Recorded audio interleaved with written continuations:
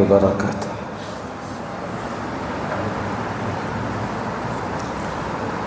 الحمد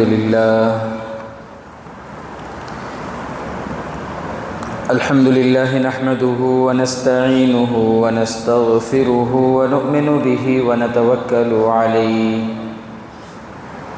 ونعوذ بالله من شرور أنفسنا ومن سيئات أعمالنا.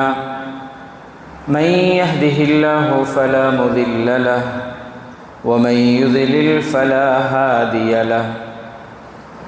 وأشهد أن لا إله إلا الله وحده لا شريك له.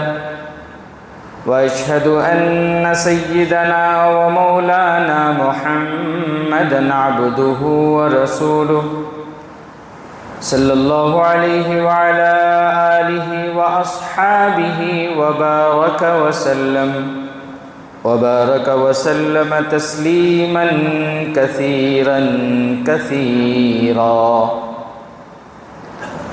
أما بعد فأعوذ بالله من الشيطان الرجيم. بسم الله الرحمن الرحيم. لقد كان لكم في رسول الله أسوة حسنة لمن كان يرجو الله واليوم الآخر. صدق الله العظيم. قال رسول الله صلى الله عليه وسلم: الصلوات الخمس والجمعة إلى الجمعة ورمضان إلى رمضان مكفرات لما بينهن، أو كما قال عليه الصلاة والسلام.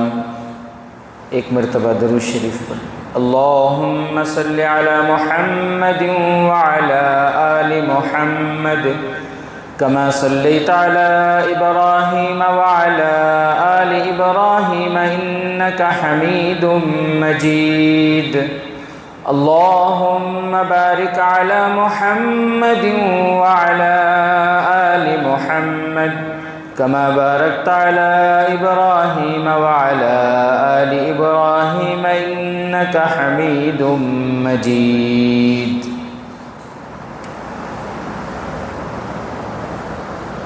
ہر طرح کی حمد و ثنا، بزرگی اور بڑائی، عظمت و کبریائی سب اللہ وحدہ لا شریک لہ کے لیے ہی لائق اور زیبا ہے.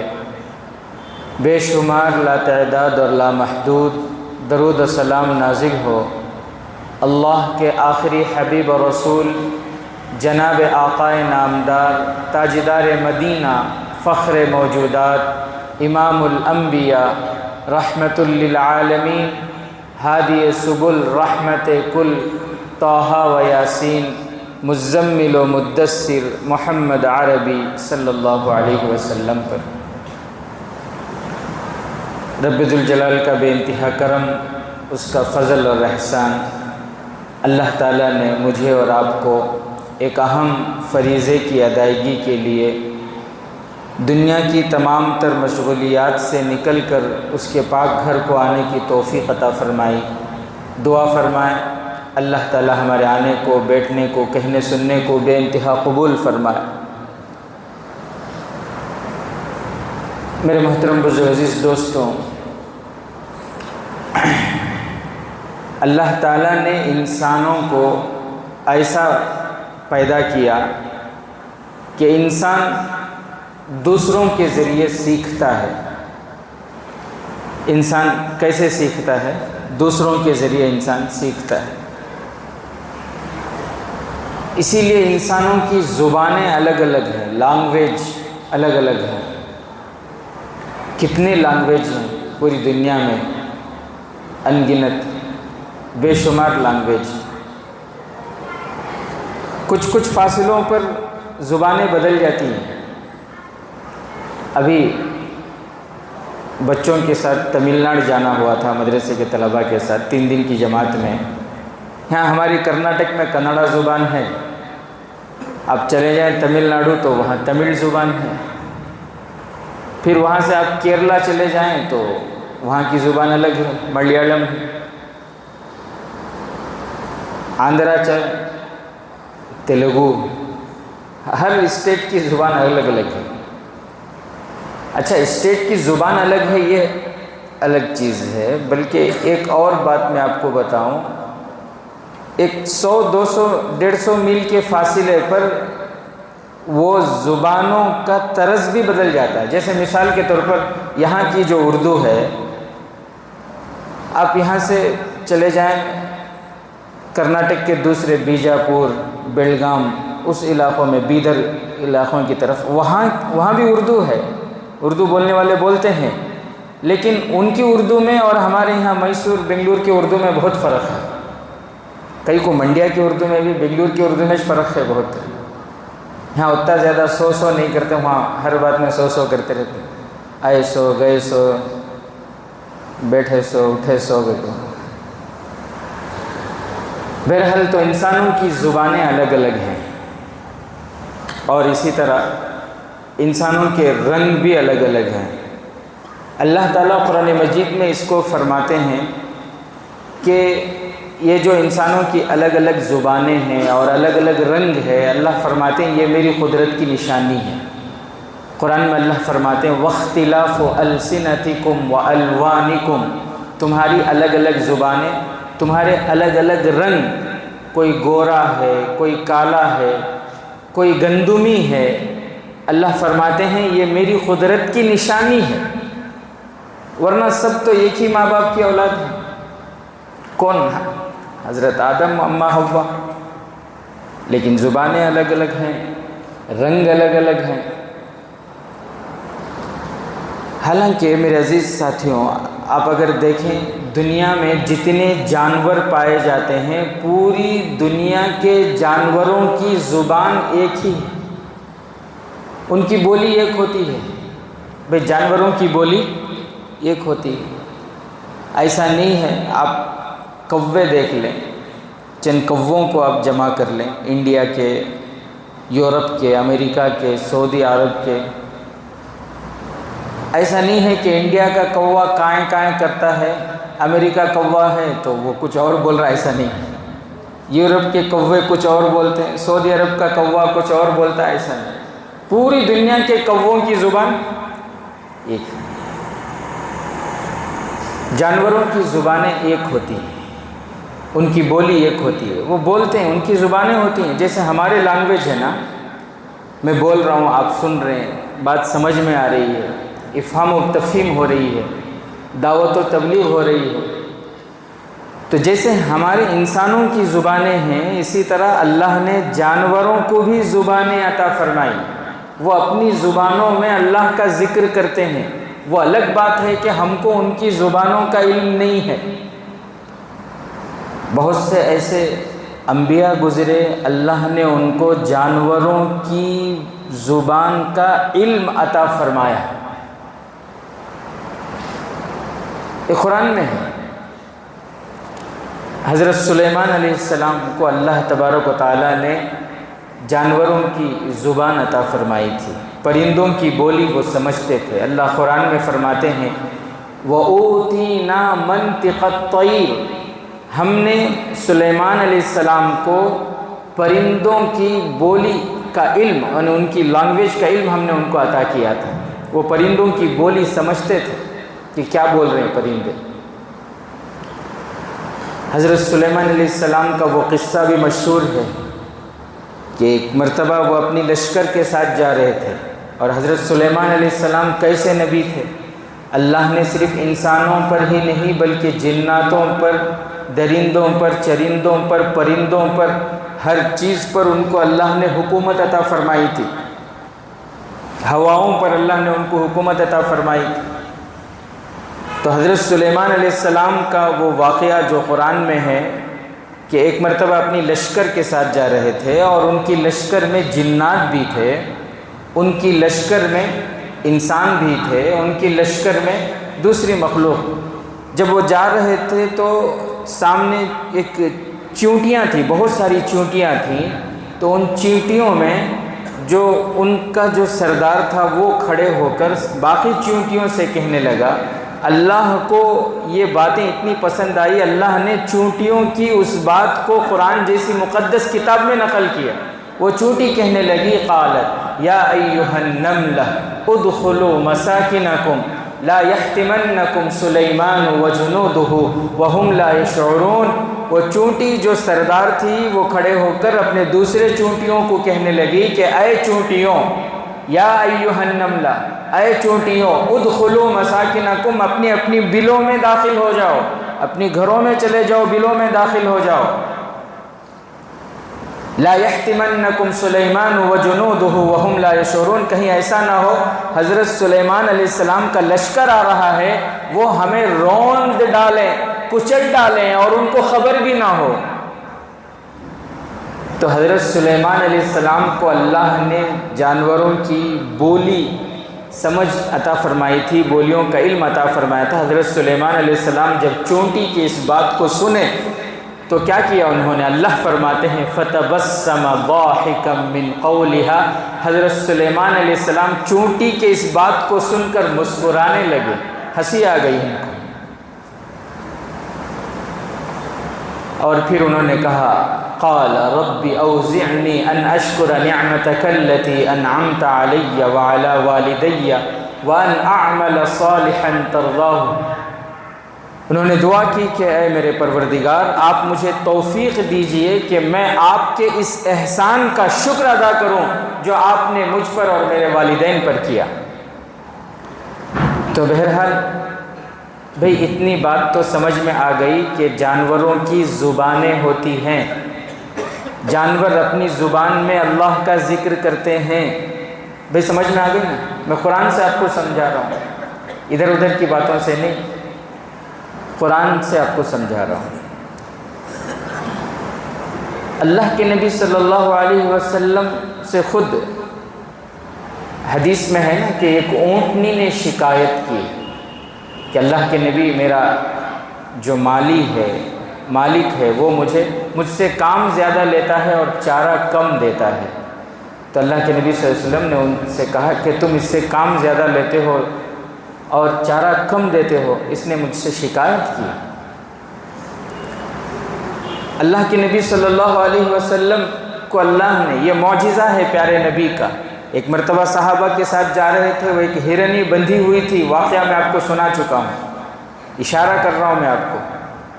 اس ہرنی کے پاس اللہ کے نبی جب اپنا کان لے کر گئے، صحابہ فرماتے ہیں پتہ نہیں اس نے کیا بات کی، بہرحال اللہ کے نبی نے فرمایا اسے کھول دو۔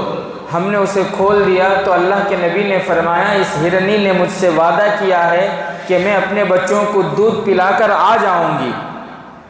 صحابہ حیرت میں تھے کہ کبھی جانور بھی بات کرتے ہیں، لیکن ان کی آنکھوں نے دیکھا کہ وہ ہرنی تھوڑی ہی دیر میں اپنے بچوں کو دودھ پلا کر واپس آ گئی۔ یہ تو پیارے نبی صلی اللہ علیہ وسلم کے ساتھ ہوا نا۔ ایک چرواہے تھے، جنگل میں بکریاں چرا رہے تھے، ان کے ایک بکری کو ایک بھیڑیے نے حملہ کر دیا۔ جب اس بھیڑیے کو مارنے کے لیے، بکری کو چھڑانے کے لیے وہ گئے تو وہ بھیڑیا وہ کہنے لگا کہ تو میرے رزق کو کیوں چھینتا ہے؟ تعجب سے کھڑے ہو گئے وہ چرواہے کہ بھیڑیا بات کر رہا ہے، بھیڑیا بات کر رہا ہے۔ تو اس بھیڑیے نے کہا میرے بات کرنے پر تمہیں تعجب ہے، مجھے تو تم پر اس سے زیادہ تعجب ہے کہ ہادی رہبر دو عالم صلی اللہ علیہ وسلم مدینے میں ہیں اور تم ان کے پاس نہیں گئے ابھی تک۔ تو جانوروں کی زبانیں ہوتی نہیں ہوتی؟ بولو، ہوتی ہے، ہوتی ہے۔ جانور تو جانور، ہمارے نبی وہ نبی تھے کہ درختوں نے ہمارے نبی صلی اللہ علیہ وسلم کو سلام کیا۔ آج بھی وہ پتھر موجود ہیں جو پیارے نبی صلی اللہ علیہ وسلم کو غار حرا کے موقع پر جانے کے موقع پر سلام کیا کرتے۔ بہرحال میرے عزیز ساتھیوں، تو جانوروں کی زبانیں ہوتی ہیں، لیکن انسانوں کی زبانیں الگ الگ ہیں، کہیں کنڑ ہے، کہیں تمل ہے، کہیں ملیالم ہے، کہیں تیلگو ہے، کہیں اڑیا ہے، کہیں ہندی ہے، مراٹھی ہے، گجراتی ہے۔ انسانوں کی زبانیں الگ الگ ہیں، لیکن جانوروں کی زبانیں ایک ہی ہوتی ہیں۔ ساری دنیا کے بکریوں کی زبان ایک، ساری دنیا کی بکریوں کی زبان، ساری دنیا کے گائیں جتنے ہیں ان سب کی زبان ایک ہے۔ انسانوں کی زبانیں الگ الگ ہیں۔ ایک اور بات میں آپ کو بتاؤں، جانور جب دنیا میں آتے ہیں، جانور جب پیدا ہوتا ہے تو اپنی ضرورت کے علم کے ساتھ آتا ہے۔ جانور دنیا میں پیدا ہوتا ہے، کیسے پیدا ہوتا ہے؟ اپنی ضرورت کے علم کے ساتھ اللہ اسے پیدا کرتے ہیں۔ انسان دنیا میں آتا ہے بالکل بے علم۔ اگر آپ کو برا نہ لگے تو ایسا کہہ سکتے ہیں کہ جانور عالم بن کر پیدا ہوتا ہے اور انسان جاہل۔ انسان، اللہ قرآن میں فرما رہے ہیں واللہ اخرجکم من بطون امہاتکم لا تعلمون شیئا، اللہ جس نے تمہیں پیدا کیا اور پھر وہ اخرجکم من بطون امہاتکم، جب اس نے تمہیں پیدا کیا، لا تعلمون شیئا، جب تم آئے دنیا میں تو تم کچھ بھی نہیں جانتے تھے۔ جانور اپنا علم لے کر آتے ہیں اور انسان بے علم پیدا ہوتا ہے۔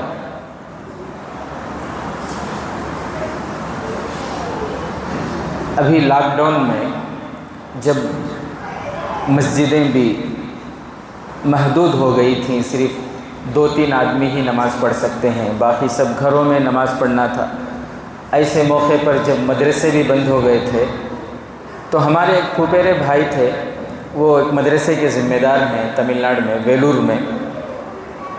تو انہوں نے سوچا کہ اب تو کچھ کام ہے ہی نہیں، مدرسہ بھی بند ہے، مسجد بھی بند ہے، چلو انہوں نے کیا کیا، بطخ کا فارم کھول لیا۔ انہوں نے کیا کھولا؟ بطخ ہوتے نا، بطخ، اس کا ایک فارم کھول لیا۔ وہاں جانا ہوا میرا، تو وہاں پر میں نے دیکھا بطخ جو انڈے ہیں نا، انڈے سے چوزا نکلتے ہی فوراً اٹھا کر پانی میں ڈالو، تیرنے لگتا ہے۔ چوزا ابھی دنیا میں آیا، وہ اٹھا کر پانی میں ڈالو، اس بطخ کے بچے کو، چوزے کو تیرنا سکھانے کی ضرورت نہیں ہے، وہ خود بخود اپنے تیرنے کا علم سیکھ کر ہی آتا ہے۔ پرندے پر آتے ہی اڑنا شروع ہو جاتے، اڑنے لگتے ہیں، وہ ان کو الگ سے اس کی جو ہے اس کے لیے یہ رکھنے کی ضرورت نہیں، تیرنا، ان کو اڑنا سیکھنا، تیرنا سیکھنا، پہلے ذرا کم پانی میں، اس کے بعد ذرا زیادہ پانی میں، وہ اپنی ضرورت کا علم لے کر ہی پیدا ہوتے ہیں۔ بطخوں کو تیرنے کی سکھانے کی ضرورت نہیں ہے، پرندوں کو اڑنا سکھانے کی ضرورت نہیں ہے۔ بلکہ میرے عزیز ساتھیوں، میں آپ کو اور ایک بات بتاؤں، آپ کو تعجب ہوگا، ہم لوگ ایک علاقے سے دوسرے علاقے جاتے ہیں تو جانے سے پہلے، کبھی گئے نہیں، ابھی پہلی مرتبہ جا رہے ہیں، تو جانے سے پہلے کیا کرتے ہیں؟ اپنی سواری سے اگر جا رہے ہیں ہم لوگ تو پہلے میپ، پورا روٹ سیٹ اپ کرتے ہیں، کہاں کہاں سے جو ہے میں اپنی منزل کو جا سکتا ہوں۔ ایک علاقے کو جانا ہے تو اس علاقے کو جانے کے لیے کون کون سے روٹ ہیں، کون سا نزدیک ہے، کون سا دور کا ہے، بیچ میں کون کون سے، یہ سارا روٹ میپ گوگل میپ سے ہم اسے سیٹ اپ کر کے اس کے بعد پھر ہم جو ہے اپنی سواری سے نکلتے ہیں۔ یہ پورا میپ ہمارے پاس ہے آج، لیکن اس کے باوجود بھی گوگل، یہ میپ، یہ نیٹ، یہ سیٹلائٹ، اتنی ساری سہولتیں ہونے کے باوجود بھی کبھی کبھی انسان راستہ بھٹک جاتا ہے۔ یہ بھٹکتا کہ نہیں بھٹکتا؟ ایک تصویر آئی تھی میرے پاس، وہ بیچارہ گوگل میپ میں دیکھتے دیکھتے ایک ایسی گلی کو گھسا، وہ گلی میں کار جگ سپڑ گئی۔ اور ایک ایسے بہت سارے تصویریں آپ دیکھے ہوں گے، ہمارے کرناٹک کا ہی ایک آیا تھا ویڈیو، وہ گوگل میپ سے جا رہا تھا، اسے لے جا جنگل میں جگ چھوڑے ہوں، وہ میپ دکھا رہا ہوں، سامنے دیکھے تو ندی ہے، یہاں سے جو کر کو دکھا رہا ہوں۔ تو اتنی ساری سہولت ہونے کے باوجود بھی انسان کبھی کبھی راستہ بھٹک جاتا ہے۔ ابھی تمل ناڈو کے سفر میں ہمارے ایک جگہ لیفٹ کو لینا تھا، لیکن وہ پیچھے کی کار والے انہوں رائٹ کو لے لیے، یو ٹرن لینے کے واسطے کئی کلومیٹر تک جا کو آنا پڑا ان کو، پھر انہوں کہاں سے کیا ہے، ہمیں کہاں سے کیا کو پھر ایک جگہ ملے. تو اتنی سہولتوں کے باوجود آج ہمارا راستہ بھٹک جاتے ہیں، راستہ بھول جاتے ہیں. لیکن پرندے، ان کے پاس کوئی روٹ میپ نہیں ہے، ان کے پاس گوگل نہیں ہے، نہ یہ سیٹلائٹ کا استعمال کرتے ہیں. لیکن آپ کو پتہ ہے کبھی ان کا یہ راستہ نہیں بھٹکتے. پرندے کبھی اپنا راستہ نہیں بھٹکتے. اور آپ کو معلوم ہوگا کہ افریقہ کے، امریکہ، لنڈن، یورپ، ادھر کے پرندے ہندوستان آتے ہیں اور ہندوستان کے پرندے ادھر جاتے ہیں، اور جس راستے سے آتے ہیں اسی راستے سے جاتے ہیں. دوستوں، آپ کو تعجب ہوگا یہ سن کر کہ بعض پرندے ہزاروں کلومیٹر کا سفر کرتے ہیں، اور ان کا جو روٹ میپ ہوتا ہے وہ اس طرح آرٹ کی شکل میں ہوتا ہے، پوری دنیا کا سفر کرتے ہیں. کبھی جو ہے وہ اپنے راستے میں بھٹکتے نہیں ہیں. کون ہے ان کو بتانے والا یہ ساری چیزیں؟ جو پرندے یورپ سے افریقہ آتے ہیں، یورپ سے افریقہ آتے ہوئے سمندر میں، بیچ میں جو ہے وہ سمندر ہے. یورپ سے افریقہ آتے ہوئے بیچ میں کیا ہے؟ سمندر ہے. اور پرندے جب اڑنا شروع ہوتے ہیں تو پھر ایک ہی پرواز میں ان کو یورپ سے افریقہ آنا، سمندر کے بیچ میں وہ کہیں رک نہیں سکتے، لینڈ نہیں ہو سکتے. اگر وہ گریں گے تو مریں گے. پرندے آتے ہیں. کون ان کو بتاتا ہے کہ یورپ سے افریقہ جانے کے لیے بیچ میں جو سمندر ہے وہ مراکش کے ساحلی علاقے پر جو سمندر ہے اس کی چوڑائی بہت کم ہے، وہاں سے تمہیں پار ہونا ہے؟ یہ بتانے والا کون؟ آپ کو معلوم جو پرندے پار ہوتے ہیں سمندر، وہ وہاں آتے ہیں، مراکش کے ساحلی پر علاقے پر آتے ہیں، وہاں ایک دن ٹھہرتے ہیں، وہ ایک شب گزارتے ہیں، ایک دن ٹھہرتے ہیں، ایک دن رہتے ہیں وہاں، اور پوری توانائی حاصل کرتے ہیں، پوری تیاری کرتے ہیں، پھر وہاں سے وہ اڑ کر پورا سمندر پار کرتے ہیں. اللہ اکبر کبیر. انسانوں کے ہر مشن کے اندر اس مشن کو چلنے کے لیے ایندھن کی ضرورت پڑتی ہے.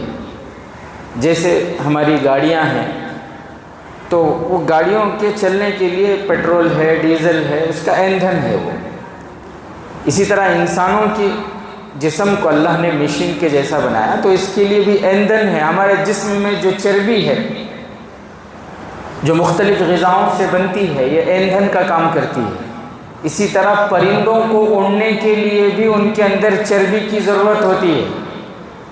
اب آپ وہ کنارہ دیکھیں، یورپ سے افریقہ، وہ جو سمندر ہے وہ اتنی دوری ہے کہ ایک پرندہ اگر اکیلا اڑ کر پار کرنا چاہے تو وہ کبھی بھی پار نہیں کر سکتا، وہ بیچ سمندر میں گرے گا اور مر جائے گا. وہ پرندے جو سمندر پار کرتے ہیں، سارے پرندے جماعت کی شکل میں، گروپ کی شکل میں، جھنڈ کی شکل میں وہ وہاں سے اڑنا شروع کرتے ہیں. ان کے اندر اتنی توانائی نہیں ہوتی، اتنی چربی اور اتنی طاقت نہیں ہوتی کہ وہ پورا سمندر پار کر سکے. تو وہ جماعت کی شکل میں جب نکلتے ہیں اور پھر وہ اڑتے ہیں تو اڑتے ہوئے ان کی جو شیپ ہوتی ہے وی شیپ میں وہ اڑتے ہیں. اس طرح وی شیپ ہوتا ہے، وی شیپ میں وہ اڑتے ہیں اور پھر اپنے جگہ کو بدلتے رہتے ہیں. جو سامنے ہے وہ پیچھے آتا ہے، جو پیچھے ہے وہ سامنے جاتا ہے، جو اس طرف ہے وہ اس طرف جاتا ہے، جو اوپر ہے وہ نیچے آتا ہے، جو نیچے ہے وہ اوپر جاتا ہے، آزو والا بازو. اس طرح وہ اپنی جگہ بدلتے رہتے ہیں اور وی شیپ میں اڑتے رہتے ہیں، جس کی وجہ سے ان کے اندر ایک میگنیٹ فیلڈ، ان کے اندر ایک مقناطیسی قوت پیدا ہوتی ہے، اور اس طرح وہ کم توانائی کے اندر اتنا لمبا سفر طے کر کے سمندر کو پار کر لیتے ہیں. اللہ اکبر کبیر. تو میرے محترم بزرگ عزیز دوستوں، جتنے جانور دنیا میں ہیں وہ اپنی ضرورت کا علم لے کر ہی دنیا میں آتے ہیں. انسان کو اللہ نے ایسا بنایا ہے کہ اس بے علم پیدا ہوتا ہے. انسان کیسے پیدا ہوتا ہے؟ کچھ بھی اس کو علم نہیں ہوتا۔ آپ دیکھیں چھوٹے چھوٹے پرندے، اللہ نے ان کو ایسی صلاحیت عطا فرمائی، ایسا ہنر، وہ اپنے گھونسلے بناتے ہیں، چھوٹے چھوٹے گھونسلے اتنے خوبصورت ہوتے، بعض گھونسلے بڑے بڑے انجینئر دیکھ کر حیران ہو جاتے ہیں۔ ان کے گھونسلے کے اندر کا جو نظارہ رہتا ہے، حالانکہ یہ چونچ اور پنجے ہیں اور ایک چونچ ہے، اس میں صرف اس کو استعمال کر کے وہ تنکوں کے ذریعے ایسا خوبصورت گھونسلہ بناتے ہیں کہ دنیا کے بڑے بڑے انجینئر کی عقلیں حیران ہیں، پریشان ہیں کہ ان کو اتنی سمجھ کون دیتا ہے۔ لیکن جانوروں کا جو علم ہے وہ محدود ہے۔ وہ کیا ہے؟ وہ محدود ہے۔ جانوروں کا جو علم ہے وہ اپڈیٹ نہیں ہوتا، وہ کیا نہیں ہوتا؟ اپڈیٹ نہیں ہوتا۔ ہمارا فون اپڈیٹ ہوتے رہتا نہیں، جیسے جیسے نئی نیو ورژن آتے رہتی ہیں، اپڈیٹ ہوتے رہتا نہیں، اپڈیٹ کرتے رہتی نا ہم کمپیوٹر کو، فون کو۔ ہمارا علم اپڈیٹ ہوتا، لیکن جانوروں کا علم کیا نہیں ہوتا؟ اپڈیٹ نہیں ہوتا۔ اللہ تعالیٰ نے ان کے اندر انبلٹ کر دیا ایک علم کو۔ اللہ تبارک و تعالیٰ نے ان کے ڈی این اے میں جتنا علم اللہ نے محفوظ کر دیا ہے، اسی علم کے مطابق وہ چلتے ہیں۔ بات سمجھ، ایسا نہیں ہے 1000 سال پہلے چڑیاں گھونسلے ایسے بناتے تھے، بعد میں 100 سال کے بعد اس میں اب بھی ذرا ترقی ہوئی، ایسا بنانا شروع کرے، اب ایک 100 سال کے بعد ایسا، اب ایک 100 سال کے بعد اب بھی اس سے اچھے بناتی ہیں، ویسا کیا بھی نہیں۔ وہ شروع سے کیسے بناتے تھے کہ اب بھی ویسا ہی بنا رہی ہیں، آئندہ بھی ویسا ہی بناتے رہتی ہوں۔ ان کے علم میں کیا نہیں ہے؟ اپڈیٹ نہیں ہے۔ اللہ تبارک و تعالیٰ نے انسان کو مکلف بنایا تو انسان کے لیے اللہ نے شریعت کو نازل فرمایا، انسان کے لیے اللہ تبارک و تعالیٰ نے اپنی کتاب کو نازل فرمایا۔ انسان کے لیے، انسان کیوں؟ اس لیے کہ اللہ نے انسان کو ایسا بنایا کہ انسان کے اندر اللہ نے علم کو انبلٹ نہیں کیا، بلکہ علم کا انتظام انسان کے لیے اللہ نے باہر سے کیا۔ اب انسان کو علم سیکھنا ہے، سیکھنا ہی ہے، کیونکہ اس کے اندر علم نہیں ہے، تو پھر اس کے لیے اللہ تبارک و تعالیٰ نے اپنی کتاب نازل فرمائی، اور پھر اس کتاب کو سمجھانے کے لیے ایک زندہ نمونہ چاہیے۔ یہ دو چیزیں، ایک ہے اللہ کی کتاب اور ایک ہے نمونہ۔ بس سمجھ رہے ہیں؟ اللہ کا بڑا احسان ہے، اللہ نے مجھے اور آپ کو آخری نبی حضرت محمد مصطفیٰ صلی اللہ علیہ وسلم کی امت میں پیدا فرمایا۔ ٹینشن فری کر دیا اللہ نے ہمیں، ایک نئی آزمائش میں، ایک نئے امتحان میں نہیں ڈالا۔ اگر ہمارے نبی آخری نبی نہیں ہوتے تو اور نبی آتے، پھر ہم امتحان میں پڑ جاتے، ان کو سچا مانے یا جھوٹا مانے، بڑی آزمائش ہوتی، بڑا امتحان ہوتا۔ اللہ نے اس امتحان سے ہمیں پاک کر دیا۔ وہ ایسے کہ اللہ نے ہمیں کون سی امت میں پیدا فرمایا؟ آخری زمانے میں، آخری نبی کی امت میں۔ ہمارے لیے اب یہ بات بالکل کلیئر ہے، قیامت تک اب جو بھی نبوت کا دعویٰ کریں وہ سب جھوٹے ہیں، کذاب ہیں، دھوکے باز ہیں۔ یہ بات صاف ہے، قیامت تک اب کوئی نیا نبی نہیں آ سکتا۔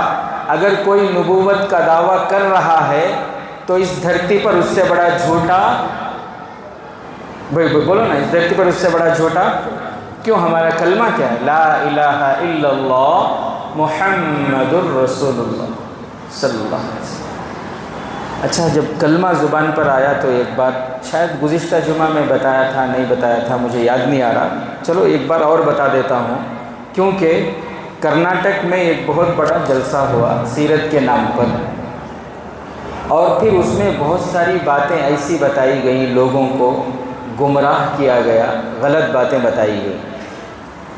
میں تفصیل میں جانا نہیں چاہتا، بس میں اپنی بات آپ کے سامنے رکھنا چاہتا ہوں، کیونکہ ہمارا عقیدہ صحیح ہونا یہ ضروری ہے۔ دیکھو، ہم سب اہل سنت والجماعت، ہم سب سنی ہیں، اور ہمارا عقیدہ یہ ہے کہ ہمارے نبی حضرت محمد مصطفیٰ صلی اللہ علیہ وسلم آخری نبی ہیں اور ہمارے نبی دنیا سے پردہ فرما چکے ہیں۔ ہمارے نبی مدینہ منورہ میں روضہ مبارکہ میں اپنی جسم کے ساتھ باحیات ہیں، زندہ ہیں۔ یہ ہمارا عقیدہ ہے۔ بھئی ہمارے نبی کہاں ہیں؟ بھئی بولو بھئی کہاں ہیں؟ اپنی قبر مبارک میں، مدینہ منورہ میں روضہ مبارکہ میں، اپنی قبر میں اپنے جسم کے ساتھ باحیات ہیں، زندہ ہیں۔ جتنے بھی لوگ وہاں جاتے ہیں، سلام کرتے ہیں، پیارے نبی ان کے سلام کو سنتے ہیں، دیکھتے ہیں اور ان کو جواب دیتے ہیں۔ بات سمجھ، یہ ہمارا عقیدہ ہے۔ بعض لوگ گمراہ اس طرح کرتے ہیں لوگوں کو، وہ لوگ مجمع سے پوچھ رہی، کیا پوچھ رہی؟ لا الہ الا اللہ محمد الرسول اللہ، اس کا ترجمہ کیا؟ مجمع سے جواب آ رہا ہے لا الہ الا اللہ، اللہ کے سوا کوئی معبود نہیں۔ محمد الرسول اللہ کا ترجمہ کیا؟ بھئی بولو، محمد صلی اللہ علیہ وسلم اللہ کے رسول ہیں۔ کیا ترجمہ؟ محمد صلی اللہ علیہ وسلم اللہ کے، لفظوں میں الجھا کر، لفظوں میں پھنسا کر عقیدہ بگاڑ رہے ہیں۔ کیسا؟ دیکھو دیکھو تمہیں کیا بول رہی؟ محمد صلی اللہ علیہ وسلم اللہ کے رسول ہیں بولے تمہیں۔ کون؟ تو بھی محمد صلی اللہ علیہ وسلم اللہ کے رسول تھے کر کو بولے کیا؟ نہیں نا۔ یہ بات بول کو انہوں کیا سمجھا رہی لوگوں کو؟ ہیں کہ تو ہمارے نبی ہیں، یہاں بھی ہیں، ہر جگہ ہیں۔ کیا سمجھا رہی انہوں؟ تھے کر کو نہیں بول رہے نا۔ تھے کسے بولتی؟ پہلے یہاں تھے، اب نہیں ہیں، ان کو تھے بولتی سو۔ ہیں کہ تو ہر جگہ ہیں۔ کون بھی پوری دنیا میں محمد الرسول اللہ کا ترجمہ اردو میں محمد صلی اللہ علیہ وسلم اللہ کے رسول تھے کر کو نہیں کرتے، ہیں کر کو کرتی۔ ایسا لوگوں کو بول کو دیکھو ہیں کر کو کر رہی نا، اس کا مطلب کیا ہے بولے تو ہمارے نبی ہر جگہ حاضر ناظر ہیں۔ حالانکہ ہمارا عقیدہ کیا؟ ہر جگہ حاضر ناظر یہ کس کی صفت ہے؟ بھئی بولو کس کی صفت ہے؟ اللہ کی۔ ہر جگہ حاضر ناظر صرف اللہ کی صفت ہے۔ ہمارے نبی ہیں، کہاں ہیں؟ مدینہ، لیکن انہوں ہیں کے ذریعے لوگوں کا ذہن خراب کر، ان کو پیار محبت سے سمجھانا، ان کو سمجھانا کہ ہیں کا مطلب ہر جگہ ہیں کر کو نہیں آتا، ان کو سمجھانا۔ وہ کیسے سمجھانا؟ ان کو ایسا سمجھانا، دیکھو مثال کے طور پر ہمارے منڈی آ کے ایک بہت بڑے عالم دین، سمجھو مفتی رضوان احمد صاحب، یا سمجھو مولانا ساجد صاحب، کسی ایک کا نام لے لینا، کوئی ایک شخص ہیں، مولانا ساجد صاحب یا مولانا شفیع اللہ صاحب۔ اب مولانا شفیع اللہ صاحب پورے منڈیا ڈسٹرکٹ میں سب ان کو جانتے ہیں، ہر تعلقے والے ان کو جانتے ہیں۔ مولانا شفیع اللہ صاحب کا گھر کہاں ہے؟ گتل میں۔ انہوں رہتی سو کہاں؟ گتل میں۔ اب ملوڑی میں کون کی ایک جنا کیا بول رہا ہے؟ مولانا شفیع اللہ ہمارے مولانا ہیں۔ کہاں بول رہا انہیں؟ ملوڑی میں۔ مدور میں ایک جنا بول رہا ہے مولانا شفیع اللہ ہمارے مولانا ہیں۔ مولانا کہاں ہی؟ گتل میں۔ انہیں ملوڑی والا جھوٹا، ملوڑی میں ہے ہی مولانا، یہاں ہی نا۔ مدور والا جھوٹا، انہیں ہائش نہ بول رہا، تھے کر کو تو نہیں بول رہا نا، لیکن مدور میں ہے ہی انہوں مولانا یہاں ہی۔ مدور والے، ملوڑی والے، کیارپیٹ والے، پورے تعلقے والے بول رہی مولانا شفیع اللہ ہمارے مولانا ہیں، لیکن مولانا کہاں ہیں؟ تو ان سب کی بات غلط ہوتی ہے، سب بھی صحیح نہ بول رہی۔ بالکل ویسا پوری دنیا کے مسلمان یہ کہتے ہیں کہ پیارے نبی حضرت محمد مصطفیٰ صلی اللہ علیہ وسلم اللہ کے رسول ہیں، لیکن اس کا مطلب یہ نہیں کہ مولانا شفیع اللہ مدور میں بھی ہیں، ملوڑی میں بھی ہیں، کیارپیٹ میں بھی ہیں، ناگمنگلہ میں بھی ہیں، پانڈو پور میں بھی ہیں، یہ مطلب نہیں ہے نا۔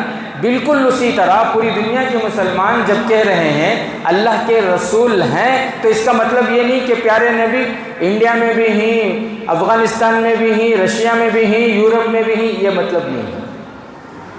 میں سمجھا پایا آپ کو؟ میری بات سمجھ میں آ گئی آپ لوگوں کو؟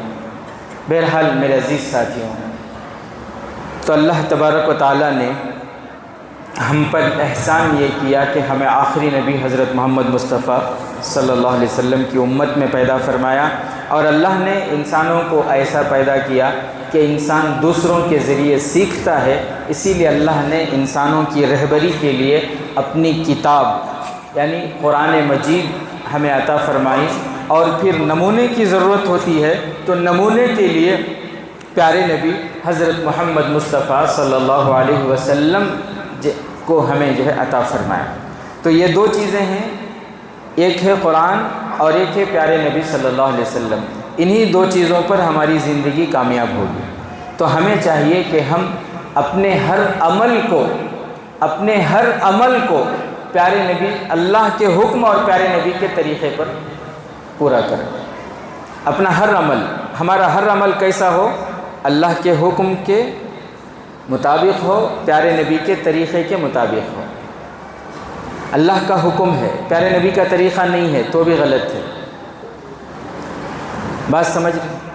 ہمارا ہر عمل پیارے نبی صلی اللہ علیہ وسلم کے طریقے کے مطابق ہونا ضروری ہے۔ ایک ہے ظاہری اعمال اور ایک ہے باطنی اعمال، دونوں چیزیں درست ہونا ضروری ہے۔ ہمارا ظاہر بھی پیارے نبی کے طریقے پر ہو، ہمارا باطن بھی پیارے نبی کے طریقے پر ہو۔ ظاہری اعمال جیسے درست ہونا ضروری ہے، باطنی اعمال بھی درست ہونا ضروری ہے۔ نماز پڑھ رہی یہ ظاہری اعمال ہے، رکوع کر رہی، سجدے کر رہی، تشہد میں بیٹھی، سلام پھیر رہی، یہ ظاہری ہے۔ باطنی کیا ہے؟ نیت درست ہونا ضروری ہے۔ میں نماز پڑھ رہا ہوں لیکن میری نیت کیا بولے تو ہفتے میں ایک مرتبہ ویڈیوٹ والے منجے دیکھ کو بولنا اللہ والے لو بڑے متقی پرہیزگار ہیں، ویسی نیت میری۔ ظاہری عمل صحیح ہے لیکن باطن صحیح نہیں ہے تو وہ عمل اللہ کے نزدیک قابل قبول ہوتا ہے؟ کیا بولو؟ چلو میری نیت صحیح ہے، میں نماز پڑھنا اگر کو بول کو نیت صحیح ہے لیکن مجھے کھڑنے کی طاقت ہے، میں کھڑ رہوں نہیں، پڑھنے کی طاقت ہے، میں پڑھ رہوں نہیں، رکوع کر رہوں نہیں، سجدے نہیں کر رہوں، نماز وہ ہوتی ہے۔ وہ ظاہر بھی صحیح ہونا، باطن بھی۔ کیوں؟ اللہ قرآن میں فرماتے ہیں وَإِن تُبْدُوا مَا فِي أَنفُسِكُمْ أَوْ تُخْفُوهُ يُحَاسِبُكُمْ بِهِ اللَّهُ، کہ جو تم ظاہر کرتے ہو اسے بھی اللہ جانتے ہیں، اور جو تم دل میں چھپاتے ہو اس پر بھی اللہ تمہاری پکڑ کریں گے۔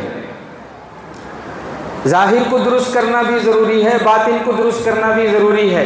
بہت سے جنے بولتی ہیں اے اندر اچھا رہے تو بس بھئی نیت صحیح رہی تو اوپر کیسے رہے تو کیا، اندر صحیح رہنا ایسا بولتی، منہ پوچھ بولتی، معلوم ہو پردہ کرو گے تو وہ بہت خراب ہی کیا دلام پاک نہیں کیا کہتی، اوپر کیسے رہے تو کیا دل کا پردہ کر لیا بس کہتے۔ ظاہر بھی صحیح ہو، باطن بھی صحیح ہو۔ حدیث پاک میں ہے اللہ کے نبی صلی اللہ علیہ وسلم نے فرمایا کل قیامت کے دن ایک مالدار آدمی کو بلایا جائے گا، وہ مالدار وہ ہوگا جس نے کمانے میں حلال حرام کی تمیز نہیں کی ہوگی۔ بزنس بڑھانا بول کر لون لیا، سود لیا، سنگا لیا، بہرحال حلال حرام کی تمیز نہیں کیا ہوگا، اور پھر پیسوں کو خرچ کرنے میں بھی اللہ کا ڈر خوف نہیں، شادیوں میں فضول خرچی، خالی ناک کڑیاتے نہ بول کو سنگے پو پیسے لے کو دعوتاں، عقیقے کی دعوتاں، ولیمے کے دعوتاں، نام دیکھے تو ولیمے کی دعوت، اندر گھس کو دیکھے تو معلوم ہو رہا ہے سنگے سے پیسے لے کو ہی، سود پو بیاج پو گر کو، ایسے ولیمے کی دعوتوں پر سنت کا ثواب نہ ہے، جہنم کا عذاب اللہ حفاظت فرمائے۔ ایسے دعوتوں کی کوئی ضرورت ہی نہیں ہے۔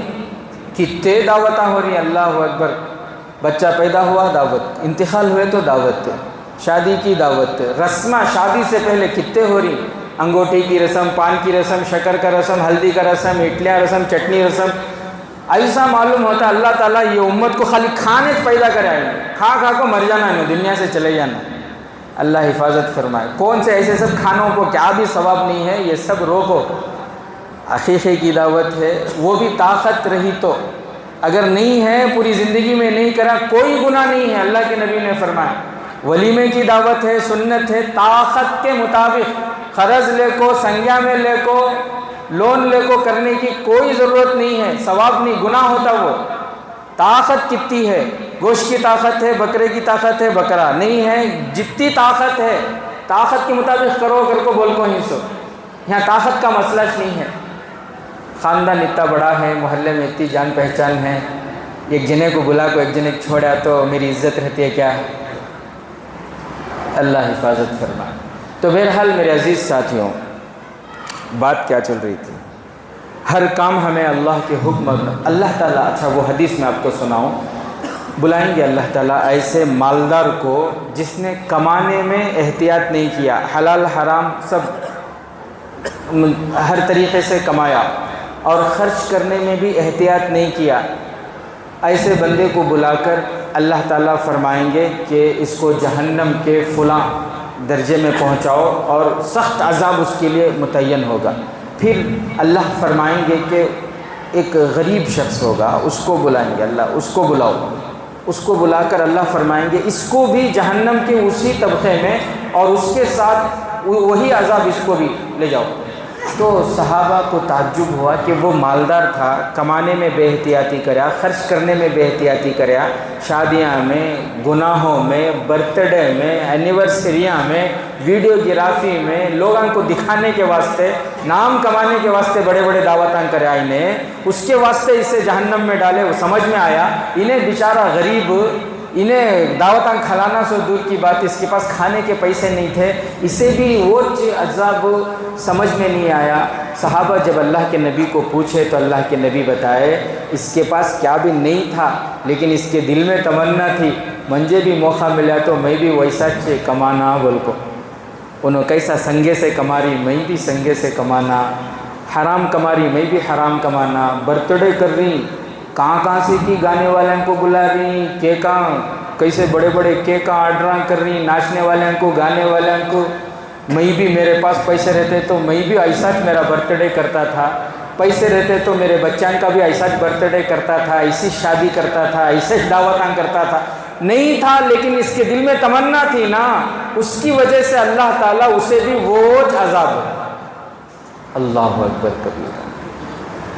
اسی طرح وہ حدیث میں اور بھی ہے کہ اللہ کے نبی ایک جو ہے مالدار, ایسے مالدار کو بلائیں گے جس نے کمانے میں احتیاط کی ہوگی, حرام نہیں کمایا ہوگا, حلال کا کمایا ہوگا, خرچ کرنے میں بھی احتیاط کیا ہوگا, اللہ کے حکموں پر خرچ کیا ہوگا.